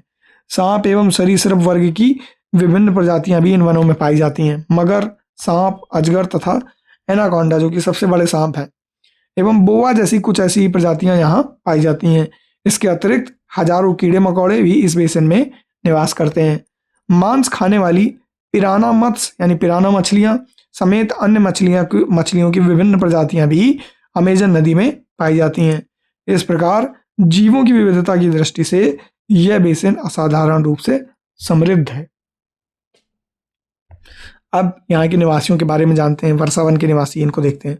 यहाँ के लोग छोटे से क्षेत्र में वन के कुछ वृक्षों को काटकर अपने भोजन के लिए फसल उगाते हैं। छोटा हिस्सा काट दिया और वहां पर भोजन के लिए फसल उगाते हैं। यहाँ के पुरुष शिकार करते हैं, नदी में मछली पकड़ते हैं, जबकि महिलाएं फसलों का ध्यान रखती हैं और वे मुख्यतः टैपियोका, अनानास, शकरकंद उगाते हैं, क्योंकि मछली का शिकार मिलना अनिश्चित हो सकता है। ऐसे में महिलाएं ही अपनी उगाई साग सब्जियों से अपने परिवार का भरण पोषण करती हैं। वे कर्तन यानी कि स्लैश एवं दहन यानी कि बर्निंग कृषि पद्धति का प्रयोग करते हैं, यानी स्लैश एंड बर्निंग जो फार्मिंग है उसका इस्तेमाल करते हैं, यानी कि एक जगह को एक जगह को काटने के बाद जलाया, उस जमीन को उपजाऊ बनाया और वहां पर खेती की। इनका मुख्य आहार मेनियोक है, जिसे कसावा भी कहते हैं। यहाँ आलू की तरह जमीन के अंदर ये पैदा होता है और चींटियों की रानी एवं अंडकोश भी इसी को खाते हैं, मेनियोक को। कॉफी, मक्का, कोको जैसी नकदी फसल भी यहाँ उगाई जाती है। कोको जिससे चॉकलेट बनती है। कर्तन एवं दहन की पद्धतियों में किसान पहले वृक्षों एवं झाड़ियों को काटकर भूमि साफ करते हैं, फिर उनको जलाया जाता है, जिससे पोषक तत्व मिट्टी में मिल जाते हैं और इस साफ भूमि पर कुछ वर्षों तक फसल पैदा की जाती है। जमीन के इस टुकड़े के बार बार प्रयोग से मिट्टी में पोषक तत्वों का अभाव हो जाता है, इसलिए इस टुकड़े को छोड़ दिया जाता है। इसके बाद फसल उगाने के लिए किसी दूसरे स्थान को पुनः इसी प्रकार साफ किया जाता है। इस बीच पुराने खेतों में छोटे छोटे वृक्ष उगाते हैं और इस प्रकार मिट्टी पुनः उपजाऊ बन जाती है। तब लोग इस भूमि के टुकड़े को पुनः जोत सकते हैं। वर्षा वन अत्यधिक मात्रा में घरों के लिए लकड़ी प्रदान करते हैं। कुछ परिवार मधुमक्खी के छत्ते के आकार वाले छप्परों के घरों में रहते हैं, जबकि कुछ लोग मलोका कहे जाने वाले बड़े अपार्टमेंट जैसे घरों में रहते हैं, जिनकी छत तीव्र ढलान वाली होती है। अमेजन बेसिन के लोगों का जीवन धीरे धीरे बदल रहा है। पुराने समय में वन के अंदर पहुंचने के लिए नदी मार्ग ही एकमात्र उपाय था। 1970 में ट्रांस अमेजन महामार्ग बनने से वर्षा वन के सभी भागों तक पहुंचना संभव हो गया। अनेक स्थानों पर पहुंचने के लिए हवाई जहाज़ों, हेलीकॉप्टरों का उपयोग किया जाता है। इस प्रक्रिया के फलस्वरूप वहाँ की जो मूल आबादी है उसको उस क्षेत्र से बाहर निकालकर नए क्षेत्र में बसना पड़ा। क्यों? क्योंकि आपको नए क्षेत्रों को बनाना था जहाँ वे अपने पौराणिक तरीके से खेती किया करते थे। देखिए किस तरीके से इन्होंने फसल को काटा, साफ किया। विकास की गतिविधियों के कारण जैविक विविधता वाले वर्षावन धीरे धीरे नष्ट हो रहे हैं। ऐसा अनुमान है कि प्रतिवर्ष अमेजन बेसिन के वर्षावन का बड़ा भाग लुप्त होता जा रहा है। आप देख सकते हैं कि वर्षावनों के लुप्त होने से व्यापक प्रभाव होता है और वर्षा के कारण मिट्टी की ऊपरी परत बह जाती है एवं सघन वन बंजर भूमि में बदल जाता है। अब आते हैं भारत के अंतर्गत आने वाले गंगा ब्रह्मपुत्र बेसिन में। गंगा नदी उत्तराखंड के गंगोत्री ग्लेशियर से निकलती है और ये कई सारी नदियों को मिलाते हुए बांग्लादेश के पास सुंदरबन के डेल्टा में समाहित हो जाती है। और वहीं योंगयाप ग्लेशियर यानी योंगयाप पास से, ग्लेशियर नहीं योंगयाप पास से एक नदी भारत में प्रवेश करती है जिसका नाम है ब्रह्मपुत्र नदी, और यह भी भारत में आकर के गंगा नदी से मिल जाती है और बांग्लादेश से प्रवाहित होकर के बंगाल की खाड़ी और हिंद महासागर में मिल जाती है। जहाँ ये मिलती है, जहाँ इसका मुहाना है, उसे कहते हैं सुंदरबन का डेल्टा। तो यह भारत के अंतर्गत आने वाली नदियां हैं। अब इनको एक एक करके हम समझते हैं बातों को। गंगा तथा ब्रह्मपुत्र की सहायक नदियां मिलकर भारतीय उपमहाद्वीप में गंगा ब्रह्मपुत्र बेसिन का निर्माण करती हैं। यह बेसिन उपोष्ण में 10 डिग्री उत्तर से 30 डिग्री उत्तर अक्षांश के मध्य स्थित है। तो कहाँ? तो यह 30 डिग्री उत्तरी अक्षांश यहाँ से लेकर के 10 डिग्री तक स्थित है। ये बात बताई जा रही, इस पूरे क्षेत्र को कहा जा रहा है। घाघरा, सोन, चंबल, गंडक, कोसी जैसी गंगा की सहायक नदियां और ब्रह्मपुत्र, दिहांग, दिबांग, लोहित, कामेंग, धनसिरी, इस तरीके की जो नदियां हैं ये ब्रह्मपुत्र की सहायक नदियां इसमें अपवाहित होती हैं। एटलस की सहायता से ब्रह्मपुत्र की कुछ सहायक नदियों के नाम ढूंढे, जैसे मैंने आपको बता दिए। और भी नदियां हैं। गंगा एवं ब्रह्मपुत्र के मैदान, पर्वत एवं हिमालय के गिरिपाद तथा सुंदरवन डेल्टा इस बेसिन की मुख्य विशेषताएं कौन कौन सी? गंगा एवं ब्रह्मपुत्र से उनके बेसिन क्षेत्र में बने हुए जो मैदान है वो, जहाँ से वो निकलती हैं उनके पर्वतीय क्षेत्र, हिमालय के गिरिपथ जहाँ से वो पर्वतीय क्षेत्रों से नीचे लुढ़क करके नीचे आती हैं, और नदी का मुहाना वाला क्षेत्र जो कि सुंदरबन का डेल्टा है। यह इनकी महत्वपूर्ण विशेषताएं इस बेसिन की, गंगा ब्रह्मपुत्र बेसिन की। मैदानी क्षेत्र में अनेक चाप झील यानी कि आर्क लेक ऐसी पाई जाती हैं। जब नदी अपना रास्ता बदल देती है तो इतना हिस्सा कट जाता है और यह हिस्सा कट करके बाद में चाप झील बन जाता है। यहाँ की जलवायु मुख्यतः मानसूनी है। मानसून में मध्य जून से मध्य सितंबर के बीच वर्षा होती है, जो साउथ वेस्ट मानसून है। अब ग्रीष्म ऋतु में गर्मी एवं शीत ऋतु में ठंड होती है। भारत का मानचित्र देखिए और उन राज्यों के नाम बताइए जहां गंगा ब्रह्मपुत्र बेसिन स्थित है। देखिए, अरुणाचल प्रदेश, असम, उत्तराखंड, राजस्थान, उत्तर प्रदेश, मध्य प्रदेश, साथ ही साथ झारखंड, साथ ही साथ बिहार और वेस्ट बंगाल, सिक्किम, एक देश और होगा जिसका आपने नाम सुना होगा, बांग्लादेश। इतने सारे क्षेत्र हैं, राज्य हैं, देश हैं जहाँ से इन नदी तंत्रों का विकास फैला हुआ है। बेसिन क्षेत्र में विभिन्न प्रकार की स्थलाकृतियां हैं। जनसंख्या के वितरण में पर्यावरण की प्रमुख भूमिका होती है। अब यहाँ एक बात आती है जिसे हम समझ लेते हैं, जनसंख्या घनत्व क्या है। तो 1 वर्ग किलोमीटर यानी 1 किलोमीटर का 1 वर्ग लीजिए, वहाँ पर कितने लोग रहते हैं वही उस क्षेत्र का जनसंख्या घनत्व है। और जैसे उत्तराखंड का जनसंख्या घनत्व है 189, यानी कि 1 वर्ग किलोमीटर क्षेत्र में 189 लोग रहते हैं। पश्चिम बंगाल में 1029 और बिहार का सर्वाधिक, जहां 1102 लोग 1 वर्ग किलोमीटर में रहते हैं। तीव्र ढाल वाले पर्वतीय क्षेत्र बसने के लिए प्रतिकूल है, अतः गंगा ब्रह्मपुत्र बेसिन के पर्वतीय क्षेत्र में कम लोग रहते हैं। मानव प्रवास के लिए मैदानी क्षेत्र सबसे उपयुक्त है, अतः यहाँ जनसंख्या घनत्व अधिक है। यहाँ की मिट्टी उपजाऊ है। जिन स्थानों पर फसल उगाने के लिए समतल भूमि उपलब्ध है, वहाँ के लोगों का जो मुख्य साधन है वो जो व्यवसाय है वह कृषि है, क्योंकि भूमि समतल है। धान जो है, चावल की फसल यहाँ मुख्य फसल है, क्योंकि धान की खेती के लिए पर्याप्त जल की आवश्यकता होती है और यह उसी क्षेत्र में उगाया जाता है जहाँ अधिक वर्षा होती है और यहाँ जल की उपलब्धता अधिक है, क्योंकि यह एक नदी बेसिन क्षेत्र है। यहाँ उगाई जाने वाली अन्य फसलें भी हैं, जैसे गेहूं, मक्का, ज्वार, चना, बाजरा, गन्ना एवं जूट जैसी नकदी फसलें भी यहाँ पर उगाई जाती हैं। मैदान के कुछ क्षेत्रों में केले के बागान भी देखे जाते हैं। पश्चिम बंगाल और असम में चाय के बागान मिलते हैं, साथ ही साथ जूट की भी खेती होती है, पटसन की खेती होती है। बिहार एवं असम के कुछ भागों में सिल्क के कीड़ों का संवर्धन कर सिल्क का उत्पादन किया जाता है। मखाने का भी उत्पादन यहाँ होता है बिहार में। मंद ढलान वाले पर्वतों और पहाड़ियों पर वेदिकाओं में फसलें उगाई जाती हैं। कैसे वेदिकाएं? मान लीजिए एक ऊंचाई पर बसा हुआ क्षेत्र है, जिसको ऐसे छोटे छोटे चक्करदार घेरों में विभाजित कर दिया जाता है ऊंचाई के हिसाब से। एक ये चक्कर, फिर थोड़ा ऊंचाई पर एक ये चक्कर, एक ये चक्कर, ताकि पानी यहाँ रुके नहीं और मंद ढलान पर चाय जैसी, जो चाय के बागान हैं, उन जैसी फसलों का उत्पादन किया जा सके, ताकि फसल सड़े नहीं। इसलिए वेदिकाएं यानी कॉन्टूर बना दिए जाते हैं। विभिन्न भू आकृतियों के अनुसार वनस्पति में भी विभिन्नता पाई जाती है। गंगा ब्रह्मपुत्र के मैदानों में सागवान, साखू और पीपल के साथ उष्णकटिबंधीय पर्णपाती पेड़ भी पाए जाते हैं। ब्रह्मपुत्र के मैदानी क्षेत्रों में घने बांस के झुरमुट पाए जाते हैं। डेल्टा क्षेत्र में मैंग्रोव वनों से घिरा हुआ है, जो कि हमारे तटों की रक्षा करता है। उत्तराखंड, सिक्किम एवं अरुणाचल प्रदेश की ठंडी जलवायु एवं तीव्र ढाल वाले भागों में चीड़, देवदार एवं फर जैसे शंकुधारी वन पाए जाते हैं। जैसे यहाँ धान की खेती का डायग्राम दिया हुआ है, असम में चाय के बागान की डायग्राम दिया हुआ है। बेसिन में विविध प्रकार के वन्य जीव पाए जाते हैं। इनमें हाथी, बाघ, हिरण एवं बंदर आदि सामान्य रूप से पाए जाने वाले जीव हैं। एक सींग वाला गैंडा ब्रह्मपुत्र के मैदानों में पाया जाता है। काजीरंगा जहाँ एक जो उद्यान है वहाँ पर।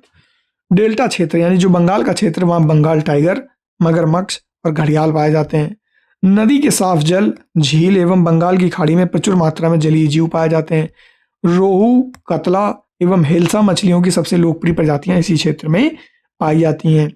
मछली एवं चावल इसीलिए इस क्षेत्र के रहने वालों का मुख्य आहार है, क्योंकि यहाँ पर इनकी प्रचुर मात्रा में उपलब्धता है।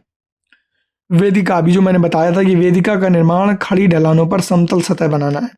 जैसे ये एक ढलान है, यहाँ पर इस तरीके से एक समतल सतह बना दी गई, तो यह वेदिका है और ये पूरी राउंडेड इस प्रकार रहती है।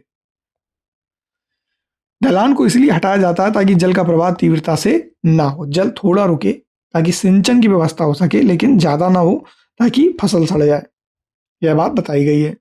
अब यहाँ झील के बारे में एक बताया गया है, यह आपको केस स्टडी खुद पढ़नी है कि झील के बारे में क्या होता है। गंगा एवं ब्रह्मपुत्र नदी के अलवण झील यानी कि सलाइन वाटर जो ना हो में एक प्रकार की डॉल्फिन पाई जाती है, जिसे स्थानीय भाषा में सुसु या अंधी डॉल्फिन कहा जाता है। सुसु की उपस्थिति से जल की शुद्धता का पता चलता है। रसायन की अत्यधिक मात्रा वाले गैर उपचारित औद्योगिक एवं शहरी गंदगी इन प्रजातियों को नष्ट कर रहे हैं। यानी कि अगर किसी क्षेत्र में रसायन की अत्यधिक मात्रा है, गैर उपचारित जो औद्योगिक है यानी कि नॉन ट्रीटमेंट इफ्लुएंट्स हैं, अगर वो जल में फेंके जा रहे हैं, बहाए जा रहे हैं, शहरी गंदगी आ रही है, तो यह जो जानवर हैं ये विलुप्त हो जाएंगे। आगे, सार्वभौमिक स्वच्छता कवरेज प्राप्त करने और स्वच्छता पर ध्यान केंद्रित करने के प्रयासों में तेजी लाने के लिए भारत के प्रधानमंत्री ने 2 अक्टूबर 2014 को स्वच्छ भारत मिशन का शुभारंभ किया। गंगा ब्रह्मपुत्र के मैदानों में कई बड़े शहर एवं कस्बे भी स्थित हैं। इलाहाबाद, कानपुर, वाराणसी, लखनऊ, पटना, कोलकाता जैसे 10 लाख से भी अधिक आबादी वाले शहर गंगा नदी के तट पर स्थित हैं। शहरों तथा यहाँ स्थित उद्योगों का गंदा पानी बह करके नदी में ही जाता है और जिससे नदी प्रदूषित हो जाती है। बेसिन में यातायात का सुविकसित तंत्र उपस्थित है। आप देख सकते हैं कि गंगा ब्रह्मपुत्र में यातायात के 4 मार्ग सुविकसित हैं। मैदानी इलाकों में लोग सड़क मार्ग, रेल मार्ग एक स्थान से दूसरे स्थान तक जाते हैं। नदी के तटीय क्षेत्रों में जलमार्ग यातायात का प्रभावशाली माध्यम है। जैसे अंतर्देशीय जलमार्ग जिनकी बात की, तो वह इन्हीं क्षेत्रों की बात हो रही है। कोलकाता हुगली नदी पर स्थित एक महत्वपूर्ण पत्तन है। मैदानी क्षेत्रों में कई बड़े हवाई पत्तन भी स्थित हैं। गंगा नदी के संरक्षण के लिए नमामि गंगे कार्यक्रम को शुरू किया गया। पर्यटन इस क्षेत्र की एक महत्वपूर्ण क्रिया है। आगरा में यमुना के किनारे स्थित ताजमहल, इलाहाबाद में गंगा एवं यमुना नदी का जो संगम है, उत्तर प्रदेश एवं बिहार में बौद्ध स्तूप, लखनऊ का इमामबाड़ा, असम का काजीरंगा एवं मानस वन्य प्राणी अभयवन और अरुणाचल प्रदेश की विशिष्ट जनजातीय संस्कृति जैसे कई दर्शनीय स्थल इस गंगा ब्रह्मपुत्र नदी बेसिन क्षेत्र में पाए जाते हैं। तो इसी प्रकार से हमने अपना यह अध्याय भी समाप्त कर लिया, जिसमें हमने मानव, पर्यावरण, उनके मध्य होने वाली अन्योन्य क्रियाएं उष्णकटिबंधीय और उपोष्ण प्रदेशों में देख ली। तो यह था हमारा 8वां अध्याय। अब चलते हैं हम अपने इस 7th क्लास की ज्योग्राफी के एनसीईआरटी के अंतिम अध्याय में, जो कि 9वां अध्याय है, जिसमें हमें रेगिस्तान में जीवन के बारे में जानना है। अध्याय 5 में आप पढ़ चुके हैं कि पेड़ पौधे, पशुओं और मनुष्यों के लिए जल ही जीवन है। जहाँ पीने के लिए जल ना हो, मवेशियों को चरने के लिए घास ना हो और फसलों को उगने के लिए जल ना हो, ऐसे स्थान पर किसी भी जीव के लिए जीवन कठिन ही होगा।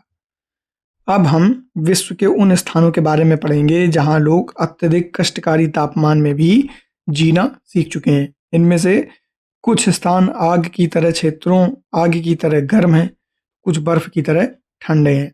यह विश्व के रेगिस्तानी क्षेत्र हैं। रेगिस्तान यह एक शुष्क प्रदेश है जिसकी विशेषताएं अत्यधिक उच्च अथवा निम्न तापमान एवं विरल वनस्पति युक्त होती हैं। इन क्षेत्रों में कम वर्षा होती है, विरल वनस्पति होती है, यानी वनस्पति बहुत कम, इक्का दुक्का, और तापमान की घटनाएं चरम होगी, या बहुत ठंडा होगा या बहुत गर्म होगा। तापमान के आधार पर ही रेगिस्तान गर्म या ठंडे हो सकते हैं। इन स्थानों में जहां कहीं भी थोड़ा बहुत जल उपलब्ध होता है, लोग वहां कृषि करने के लिए बस जाते हैं। अब गर्म रेगिस्तान में पहला आता है सहारा। विश्व एवं अफ्रीका महाद्वीप के मानचित्र को देखिए, कहाँ है? तो यह है। यह क्षेत्र तो देखिए अफ्रीका महाद्वीप में, यह इतना बड़ा अफ्रीका महाद्वीप आपको दिख रहा है। इसके अंतर्गत जो ये पीला पीला क्षेत्र आपको दिख रहा है, यही है सहारा रेगिस्तान। उत्तरी अफ्रीका के बड़े भूभाग पर फैले सहारा के रेगिस्तान का पता लगाएं। यह विश्व का सबसे बड़ा रेगिस्तान है। यह 8.5 लाख वर्ग किलोमीटर क्षेत्र में फैला हुआ है। क्या आपको याद है कि भारत का क्षेत्रफल 3.2 लाख वर्ग किलोमीटर है? इससे यह लगभग 3 गुना ज़्यादा बड़ा है। सहारा रेगिस्तान 11 देशों से घिरा हुआ है। अल्जीरिया, चाड, मिस्र, लीबिया, माली, मोरितानिया, मोरक्को, नाइजर, सूडान, ट्यूनीसिया और पश्चिमी सहारा। यह वह देश हैं जिनमें सहारा रेगिस्तान अवस्थित है। तो आपको क्या करना है, इन सारे देशों को याद कर जाना, क्योंकि एग्जाम में पूछेगा कौन सा देश सहारा रेगिस्तान के अंतर्गत नहीं आता है, तब आप क्या सोचेंगे, इसलिए को याद कर लीजिएगा।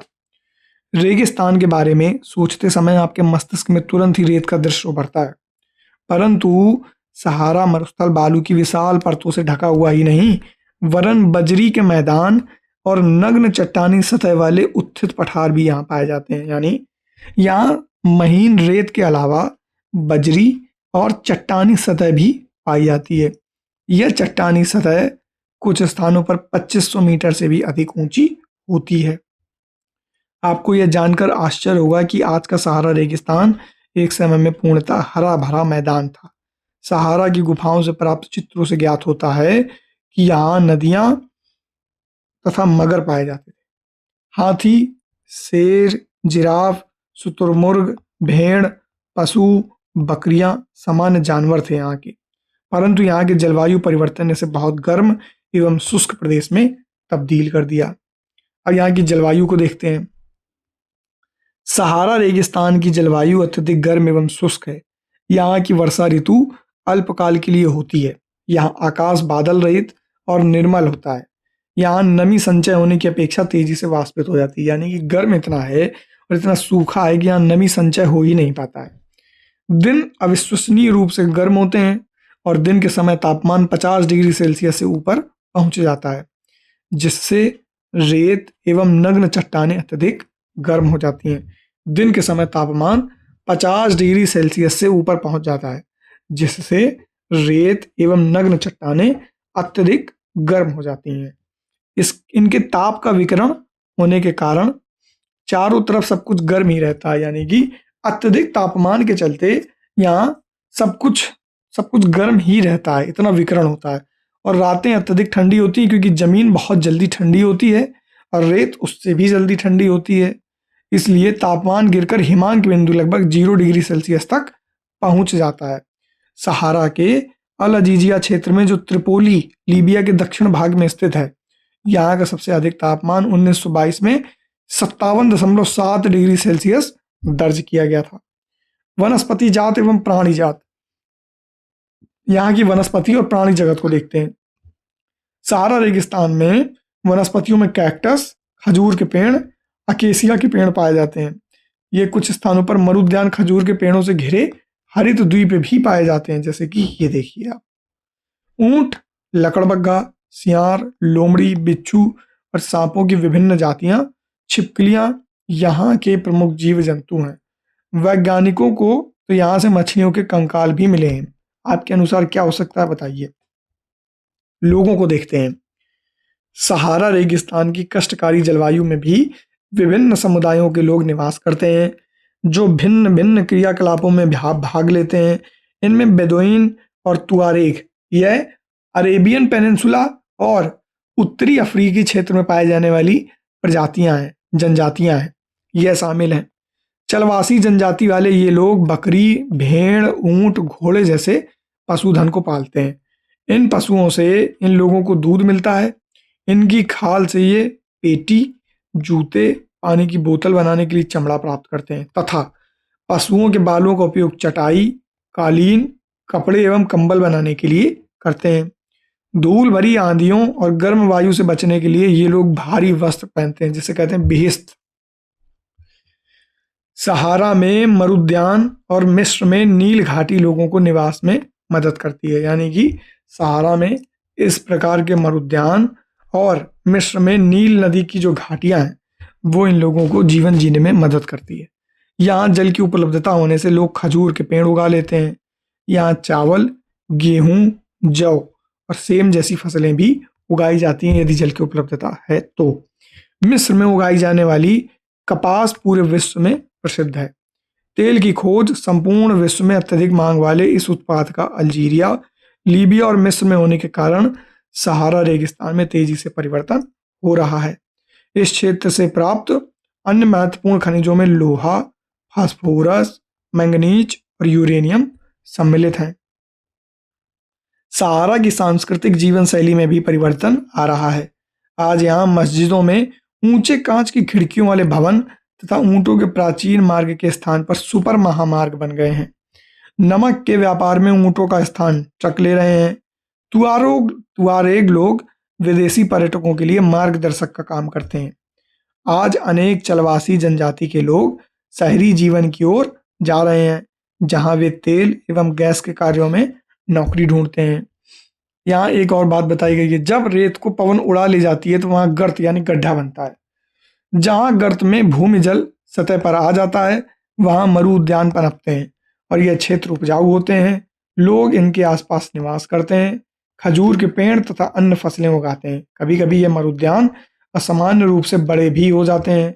मोरक्को में टेफिलालेट मरुद्यान ऐसा ही एक विशाल मरुद्यान है जो 13,000 वर्ग किलोमीटर के क्षेत्र में फैला हुआ है। अब आते हैं ठंडे रेगिस्तान में।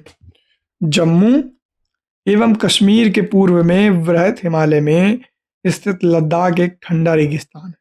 इसके उत्तर में काराकोरम पर्वत श्रेणियां पाई जाती हैं इस प्रकार से, एवं दक्षिण में जास्कर पर्वत पाया जाता है। लद्दाख से होकर आने वाली अनेक नदियां बहती हैं, जिनमें सिंधु नदी प्रमुख नदी है। यह नदियां गहरी घाटियों एवं महाखड्ड यानी कि बहुत गहरे गड्ढे जिन्हें गॉर्ज कहते हैं उनका निर्माण करती हैं। और लद्दाख में अनेक हिमानियां जैसे ग्रेंगी हिमानी। लद्दाख जो है दो शब्दों से बना है। ला का अर्थ है पर्वतीय दर्रा और दाग का अर्थ है देश, यानी कि पर्वतीय दर्रों का देश। और पृथ्वी के सबसे ठंडे स्थानों में से एक द्रास जो कि लद्दाख में ही स्थित क्षेत्र है।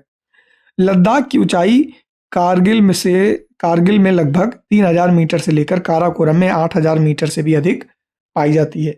अधिक ऊंचाई के कारण यहाँ की जलवायु अत्यधिक शीतल एवं शुष्क होती है। इस ऊंचाई पर वायु की जो परत है वह पतली होती है और जिससे सूर्य की गर्मी की अत्यधिक तीव्रता महसूस होती है। ग्रीष्म ऋतु में दिन का तापमान 0 डिग्री सेल्सियस से कुछ ही अधिक होता है और रात में तापमान 0 से -30 डिग्री नीचे चला जाता है।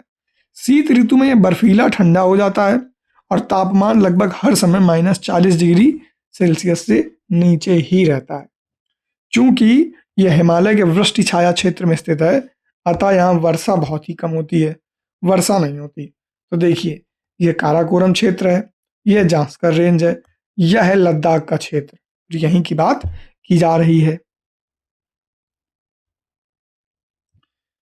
मतलब मुश्किल से यहाँ 10 सेंटीमीटर प्रतिवर्ष ही वर्षा हो पाती है।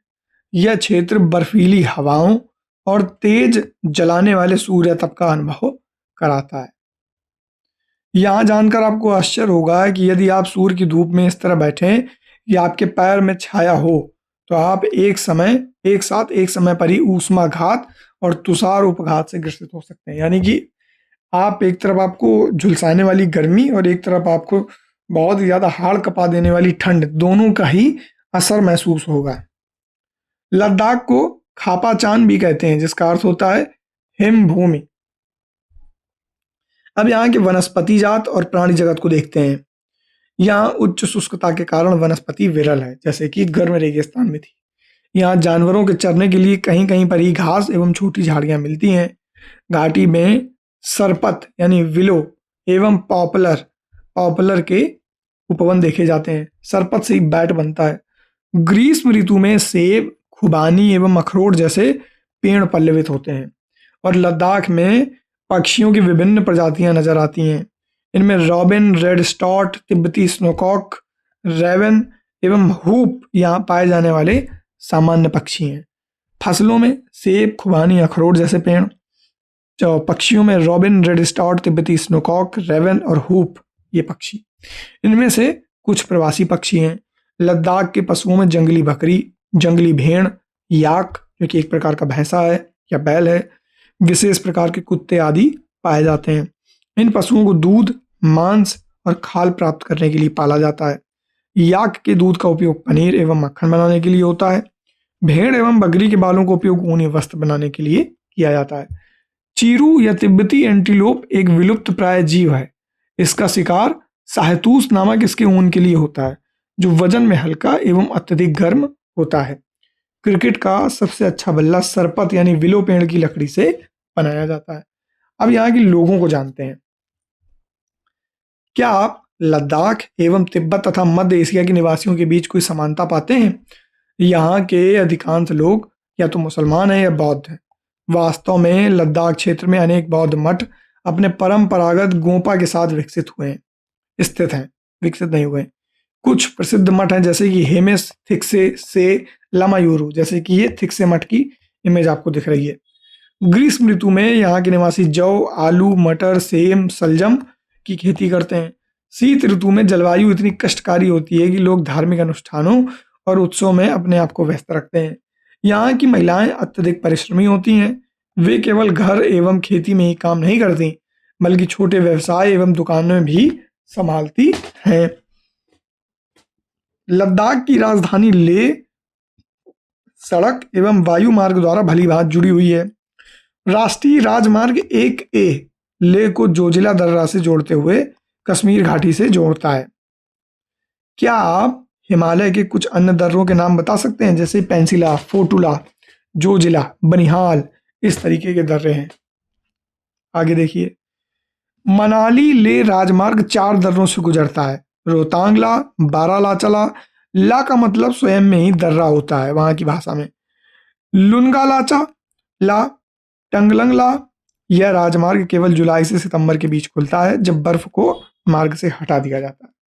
यहाँ का जो मुख्य क्रियाकलाप है वह पर्यटन है। देश विदेश से अनेक पर्यटक यहाँ पर्यटन के लिए आते हैं।